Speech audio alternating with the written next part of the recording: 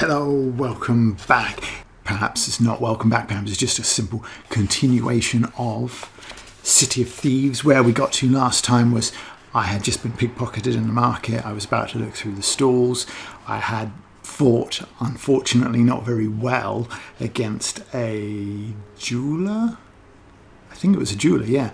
He gave me a bit of a hiding, so I'm down to 7 stamina. I'm wearing a cursed glove, so my skill is down to 8.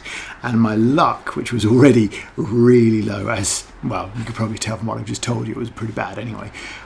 But even in the game, it was 7, and now that is down to 6. I also got robbed by dwarves, and I have only got 12 gold pieces left. I still have my potion of luck. So let's have a look where we are. We've just come out of the market, or rather we just went to the bit where they were throwing rancid fruit at the guy, the prisoner, and now I've moved on to the stalls.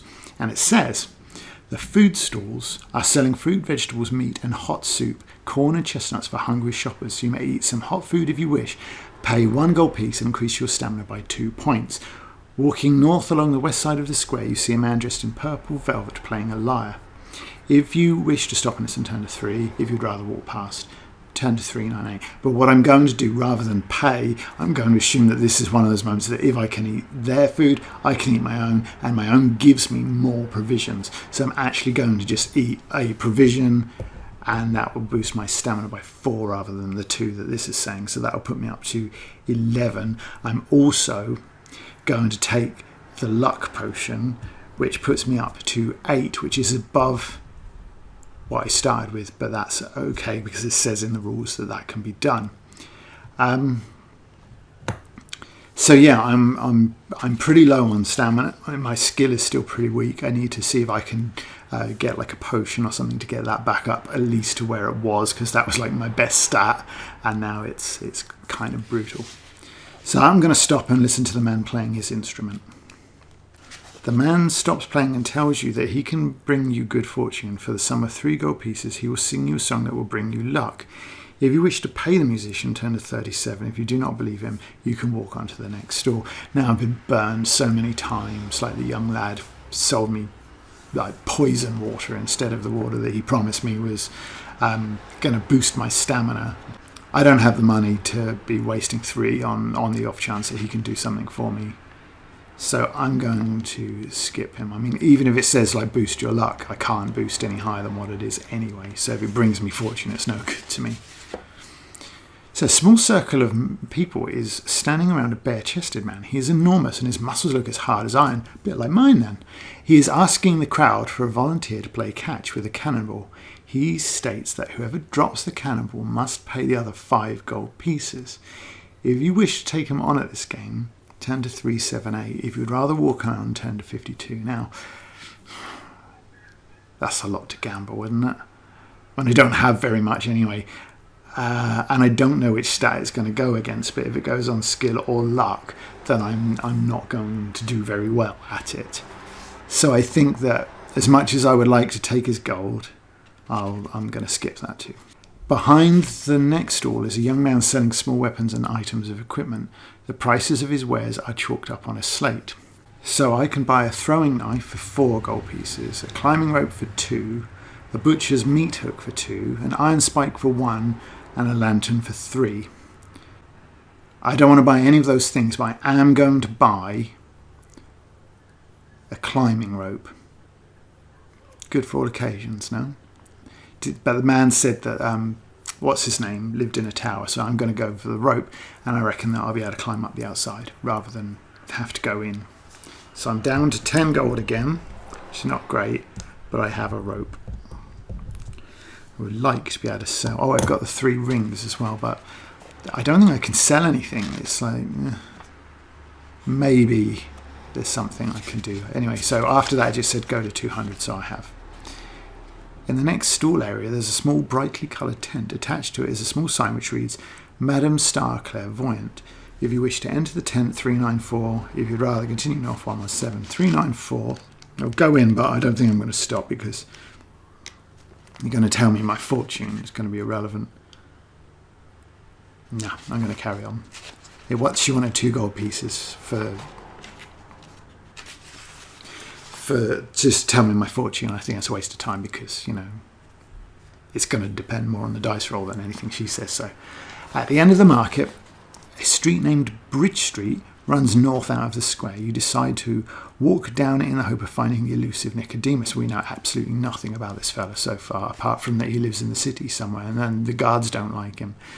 It starts to rain, and the tumble-down houses huddled together on either side of the street look as if they need shelter themselves. Most have their windows boarded up and are empty. The door to one flaps noisily in the wind. If you wish to take refuge in the derelict house until the rain stops, turn to 188. Yeah, I'm going to do that. You've got to keep exploring, haven't you? So it's just exploring everything. It is gloomy in the house, but you can make out the shapes of abandoned furniture. Litter and rubble is strewn all over the floor. You find a broken chair and slump down in it to rest. Suddenly, you notice something sliver across the floor, and before you can get to your feet, you see in the half-light that you're encircled by 6 snakes, each a meter long. I know they're going to bite me, and it's going to be like 4 of 6 of my stamina. I really haven't got any, so I'm going to have to fight them, aren't I? Besides, I want to explore the house, so running out into the street is not going to help me. The snakes are not very tough opponents for a person trained in the art of swordsmanship. Treat them as a single creature. However, each attack round that they inflict a wound on you, 4 points will be subtracted from your stamina because of their poisonous bite. 3 bites and I am dead. They've only got 5 skill, 5 stamina. I can't run away now either. It says, sometimes I fail to notice that it says you can run away, but on this one it doesn't say that. So it says if you win. So fingers crossed. Here we go. Remember, I've got 8 skill, but I've got the enchantment, which gives me a +1. So I've got 8 plus 9 is 17. So I've got 18, and they've only got 5 skill. So the best they can do is 17. So I've already taken 2 off them. Another roll like that, and I think we might even survive this. Yeah, 7, 15, 16. So they need 11 or 12. 11 will be nothing, and 12 will be take damage. There you go. So they're getting a bit of a beating. Come on. 7, 15, 16. So they need 11 or 12. Or 10. Nearly did it. So I've killed the snakes. Let's see what happens next. Turn to 75. Well, you go back outside. So I didn't even get to search the house anyway. 31. Maybe there just wasn't anything worth having in there. Ahead you see a wooden bridge stretching over a dirty river. Various bits of rubbish are floating down to the sea on its black surface, and you squirm at the sight of a human hand passing by. The bridge supports and columns reach high above, and you can see skulls, both human and non-human, tied to them. The wind makes an eerie noise as it whistles through the bridge structures, reminding you of tortured souls crying out for help. Almost hidden from view is a small flight of stairs going down underneath the bridge from where you are standing. A one-legged man carrying a sack is crossing the bridge from the northern bank. If you wish to climb down the steps, turn to 329. If you wish to wait and talk to the man, turn to 364. I'm not going to talk to him because everybody I've talked to has just attacked me. It's just I haven't got anywhere talking to people. I'm just going to avoid it. Oh. Well, I think I've made the right choice anyway. So the smell by the water's edge is terrible. Above, you can hear the sound of footsteps crossing the wooden bridge. Built into the foundations of the bridge is a wooden hut. Drawn curtains obstruct your view into the hut, but you know you are not welcome when you read the words "Keep Out" painted on the door in large red letters. You draw in a deep breath and knock on the door. You hear muttering and the shuffling of feet, and suddenly the door is thrown open. Before you stands a white-haired old man with a long beard wearing long white robes. Don't look like they're white in that picture though, do they? He looks at you sternly and says, "Explain yourself to Nicodemus." You are elated at finding Nicodemus and tell him about Zama Bone's reign of terror in the town of Silverton and why Owen Caroliff asked you to find his old friend to help them. Nicodemus frowns and walks back inside his hut, telling you to follow him. He sits down in a rocking chair and starts to speak in a calm voice. "I am old and tired and wish for no more adventure. I live here under Singing Bridge in Port Blacksand to escape the pleas for aid from people fallen on hard times. Hence, no one bothers me. But I do wish to help my own old friend Owen. I will tell you how to defeat the Night Prince, Zambar Bone. Listen carefully. Remember, you may defeat him only after sunset. In daylight hours, he exists on another plane. No doubt he will have his servants to protect him, but should you get past him, you will need something special to deal with Bone himself. To protect himself from his entrancing stare, you must have a white unicorn and a yellow sun tattooed on your forehead. Normal weapons will not harm him. First, you must shoot him through the heart with a silver arrow.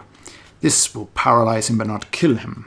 Then you must quickly rub the ground compound of black pearl, hag's hair and lotus flower in his open eyes. With luck, he will decay before you in seconds. If your arrow misses, I'm afraid you will die the moment he touches you. The items for the compound can all be found in Port Blacksand if you search hard enough. I regret I cannot accompany you. Nicodemus then draws you a map of how to reach Zambar Bone's guarded tower from Port Blacksand. He stands up, shakes your hand, and wishes you well. You leave his hut, climb the steps and cross the bridge over Catfish River. Bridge Street continues north a short distance before ending at a junction if you wish to walk west down Harbour Street, or I can turn east down Candle Street, so I'm just going to put that on the map. Now I'm going to go to Harbour Street. I'm going to go to Harbour Street because I need black pearls. I'm just going to write that down. Black pearl. Memory's not what it was. Took a blow from a sword. Lost my memory a little bit. Part and parcel of being an adventurer like I am. Black pearl, lotus flower, hag's hair. You pass a beggar in the street. He's sitting in the gutter and holds an empty tin in his hand. I can toss a gold piece in or not, but I'm not going to. Because I've only got 10, and I really need a lot more than that. A narrow alleyway runs south off the street between two houses. If you wish to walk into the alleyway, turn 326. If you'd rather continue down Harbour Street, 180. Yeah, I'm going to go down the alleyway. Maybe them dwarfs that robbed me before will be down there. I'll be able to get my revenge now that I've got no health and no stamina and no skill. Okay, so ahead, the alleyway is strewn with rubbish and discarded possessions. Suddenly you hear growling and you see movement among the rubbish. You draw your sword just in time as two wild dogs, each 1.5 meters long, leap at you. Fight both dogs at the same time. Both dogs will make a separate attack on you in each attack round, but you must choose which of the two you will fight. Attack your chosen dog as in a normal battle. Against the other, you will throw for your attack strength in the normal way, but you will not wound it if your attack strength is greater. You must count this as though you have defended yourself against its bite. Of course, if its attack strength is greater, it will wound you. I can turn and run, but I'm not going to. I'm going to fight the dogs. They've only got 4 skill. 4 skill, 4 stamina, and 4 skill and 3 stamina. So I have to roll against both, but I'm only really fighting against this one. I'm trying to avoid that one. Okay. I've got an advantage of 4 on the dice roll, so it's not too bad. 10. So there you go, they can't match that. So they're down to 2.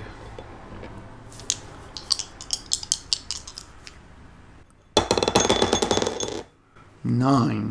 What's 9 plus? That's 17, so they can't match that either. So that's just me avoiding damage. So this is me back to fighting the first one. 13. 14. Because I'm a +1. So less than 10 and I have killed the dog. Dead. still got to fight this one. I assume it's not really clear. I'm going to fight this one as if can't match that score, so I won't even bother to roll for them. 9, yeah, again, I can't match that. So now I've taken them down to 1.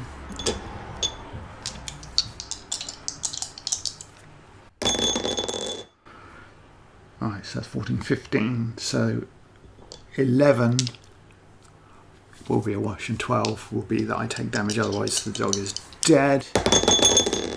And it is dead. That wasn't too bad. That was the sort of thing you would expect from a hardened adventurer like me. No mere dogs, even if they are 1.5 meters long, is a match for a skill 8 warrior such as myself. So I win, so 184. Do you have any of Mrs. Pipe's golden flowers? If you do, turn to 55. I did buy one, yeah. And the dwarves did not steal it. 55. You dip the petals of the flower in the spilled blood of the dead dogs. On contact with the blood, the petals sparkle and make a popping noise. On the floor are 10 gold pieces. I'm rich again. You pick up the gold and walk back along the right. So I'm back up to 20 gold. And now I'm walking back up Harbour Street. I don't know what I paid for the golden flower, so I don't know if it's value for money or not. Ahead, you hear the noisy clatter of galloping hooves on cobblestones. You hear the noise of wooden wheels and an urging voice followed by the crack of a whip. Someone is rapidly approaching in a horse-drawn carriage. If you wish to see who it is, turn to, if you'd rather hide out of sight behind a barrel, okay, I'm not going to stand in the road because I'm going to get run over. So I'm going to go to 34. I have not got enough stamina to be taking risks at the moment. The carriage thunders by. You see the driver urging on the 4 horses as though his life depended on it. As the noise of the carriage fades into the distance, you step out onto the street and continue west. So that was a whole lot of nothing. The street gradually starts to turn downhill. The houses end at a tavern called the Black Lobster, and the street opens out onto a quayside. The stone jetty juts out to the sea, and tied to it is an old galleon. It is flying the Skull and Crossbones and is probably one of the many pirate ships that anchor in Port Blacksand to offload their booty. Harbour Street turns right at the jetty and runs north parallel to the shore as far as you can see. If you wish to walk down the jetty to climb on board the ship, turn to 399, or I can just walk up Harbour Street. So I'm just putting Harbour Street and the ship on the map. See, I'm going on. I came down here because, they told me I need Black Pearl, which is the name of Jack Sparrow's ship, and no. So, yeah, I think that the pirates will happen. A rope ladder hangs down from the stern of the ship to the jetty. There is also a gangplank leading up the side of the ship. If you wish to board the ship by climbing the rope ladder, turn to 87. If you wish to walk straight up the gangplank, I'm going to climb in because I think discretion is the better part of valour today. At least until I get my skill up. You reach the top of the ladder and peer over the handrail to survey the ship's deck. There are 2 large masts rising into the air from the deck. Wooden boxes, barrels and coils of rope lie all around, and one of the ship's crew stands on guard at the top of the gangplank. In the centre of the deck there is a small cabin with an open door. Through the door you see stairs leading down to the lower deck. If you wish to inspect any of the wooden boxes and barrels, you'll have to deal with the pirate on guard. If you wish to creep down the deck to the stairs, well, obviously I want to go through the things, so I'm going to have to fight him, aren't I? You pick up a piece of wood and run as quietly as possible over to the pirate to try and knock him unconscious. The words that I dread more than any other in this book: test your luck. If you are lucky, he does not hear you approach and you hit him on the back of the head. Right, so I've got luck of 8. It's the most likely I'm ever going to be to pass a luck roll. Let's see how we do. Wish me luck, perhaps. Right, 8. So I passed. I've got to knock my luck back down to 7.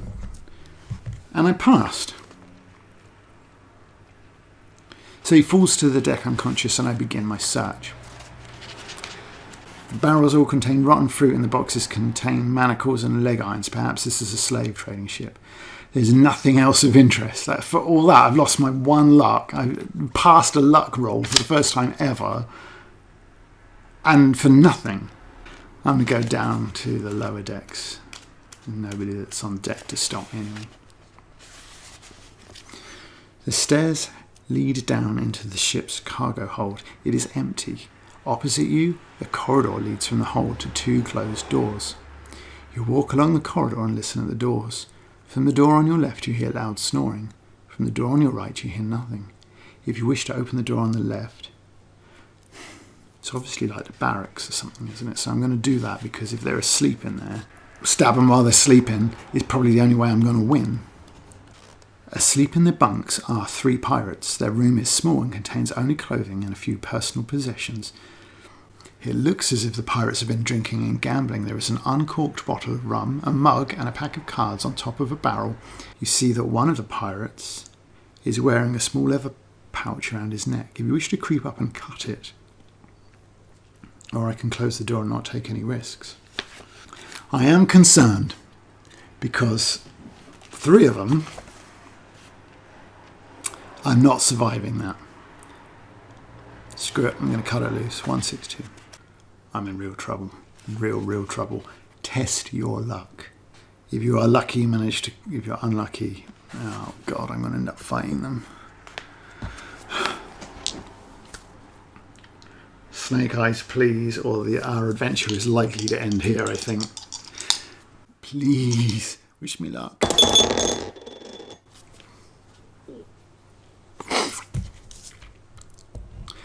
My luck is down to 6 now, but I did pass. If you are lucky, you manage to cut the pouch loose without waking the pirates, turn to 7. You tiptoe quietly out of the room and close the door. In the corridor, you open the pouch and find 6 black pearls. Boom! Black pearls. Add 2 luck points, but I can only have 7. If you have not already done so, you may open the other door, turn to 232, or leave the ship. There's no noise. I'm going to do it. I'm going to go in the other room. The door opens into a small room, in the centre of which stands a steaming tub of hot water. If you wish to hide behind the door inside the room to see who is about to take a bath, turn to 12. If you would rather close the door, turn to 383. I'm going to wait. I'm going to mug them. I'm going to rob them. After a few minutes, you hear footsteps coming down the corridor.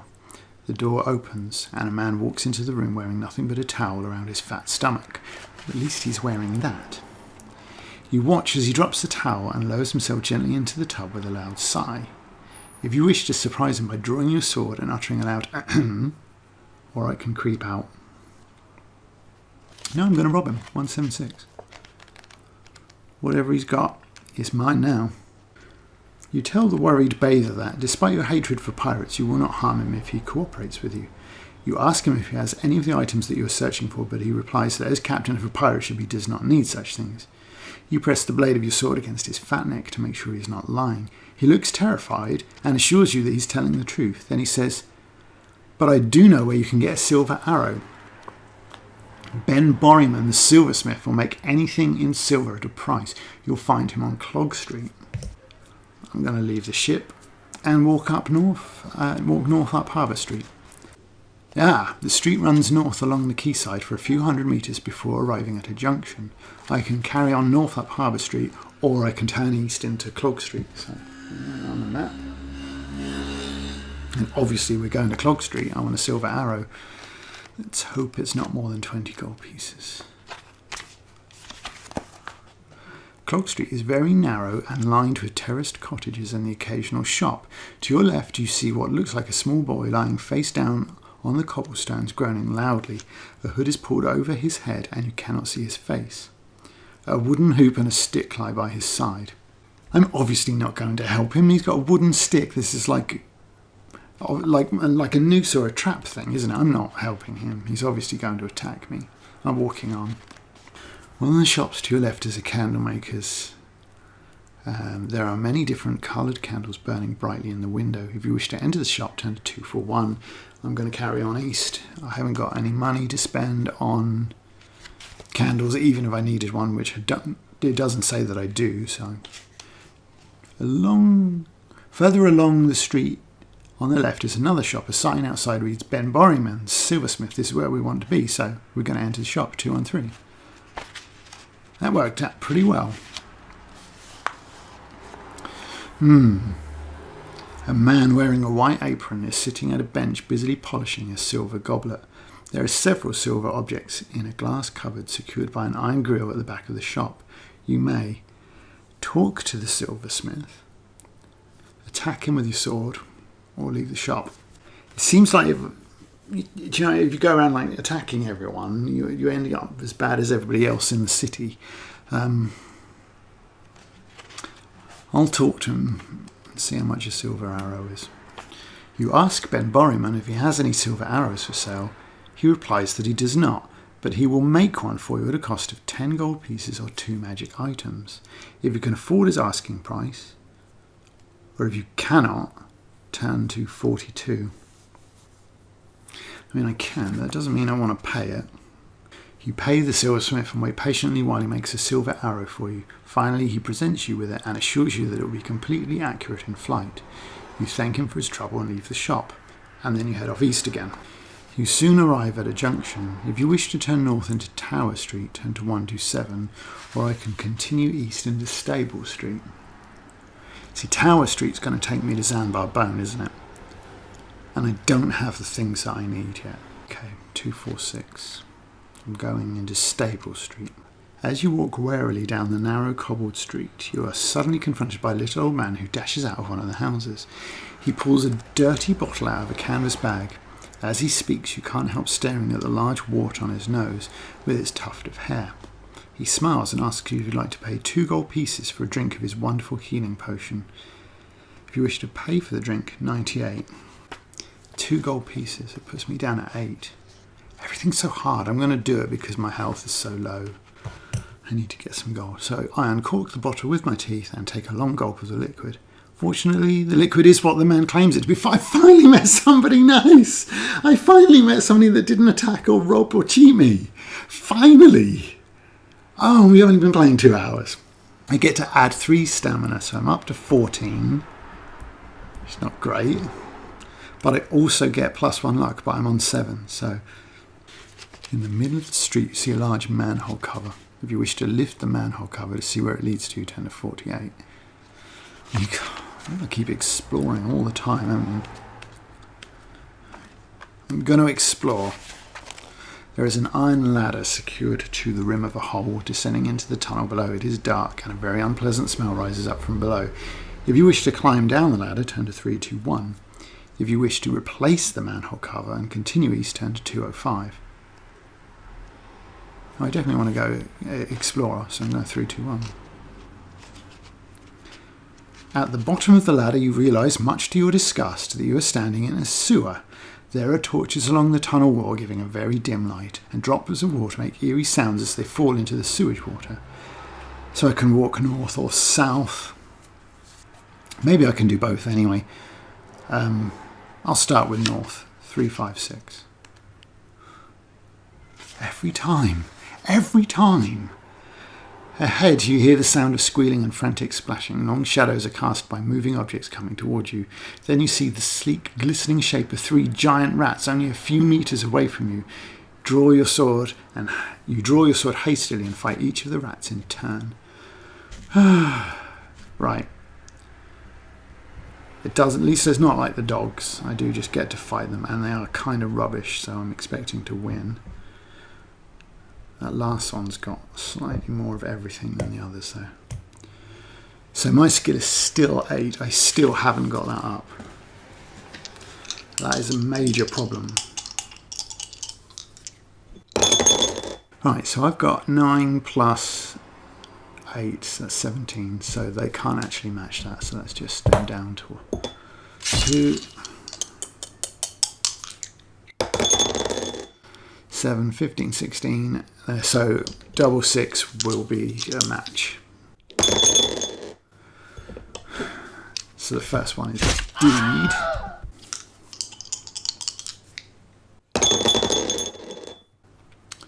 So 17, 18. 8 plus 9 is 17, plus the 1 is 18. So yeah, they can't match that. They can only get a 17. This is going all right. 13, so they need 8. Don't be 8, don't be 8. Oh, God.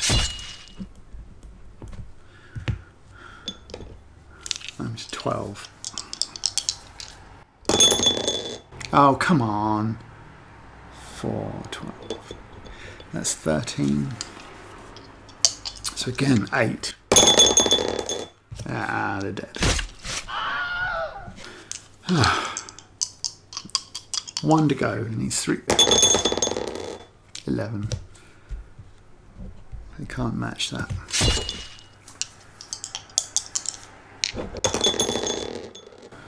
Nine plus 8 is 17, plus the other one is 18. Again, they can't match that. Down to 1 hit point. Come on. 5.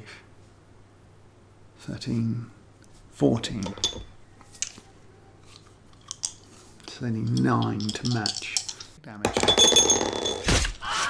Now that is how an adventurer does it.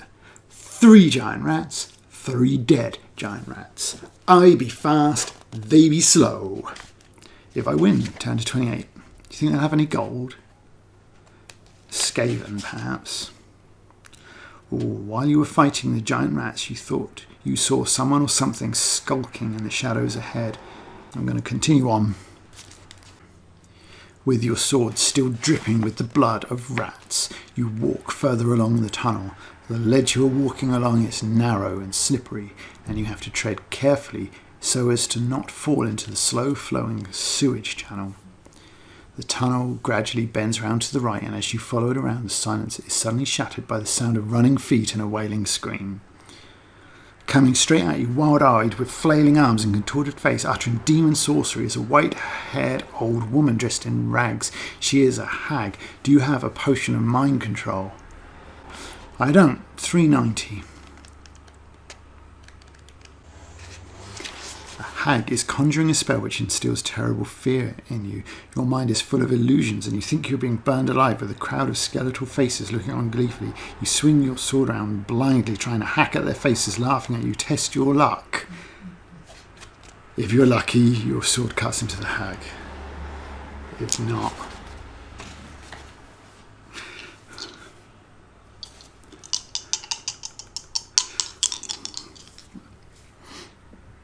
Seven or below.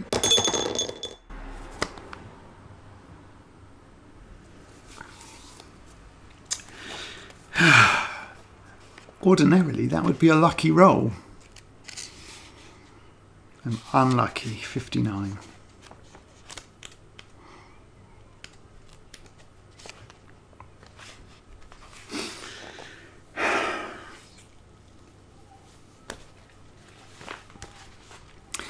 The hag laughs as she watches you in the throes of your nightmare.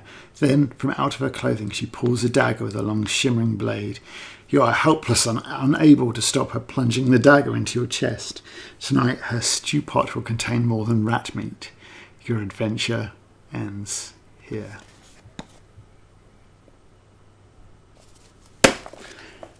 Dagnammit!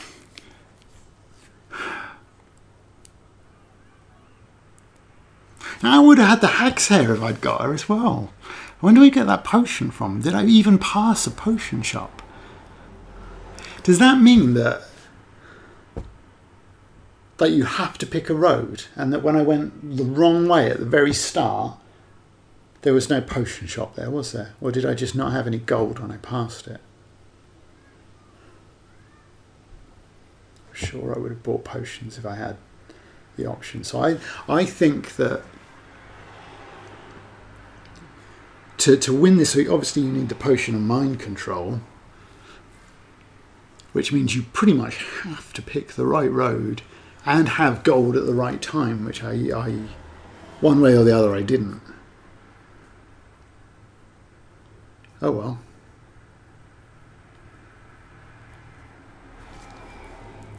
not every adventurer has a happy ending. Yeah, I got eaten by a hag. And just when I thought I was doing alright, I killed the 3 rats like that, and then... Well, my adventure has ended, and if you enjoyed this video, by all means, like and comment. And I think I have... like other books of this series, like 2. I'm pretty sure one of them is a Steve Jackson one. It's like a haunted house one. I've got a haunted house one. I don't know what the other one is off the top of my head. If you'd like to see me have a go at either of those, then just let me know in the comments and I will do, probably. It was kind of fun, but there's a lot of dice rolling, perhaps too much dice rolling when you're fighting, and like maybe doing a bit more damage would speed things up a bit, because you know, even when things have like 5 stamina, assuming that they only hit you once, it's like that's like 8 dice rolls, because you have to hit them 3 times to kill them, and that's not a strong creature at 5. So some of that was a little bit like, yeah, it does take a little bit of time. I don't think the fighting is particularly enjoyable, really. Just anyway, thanks for watching. See you in the next one, which will probably be a book review, back to normal, and I will see you then. Bye.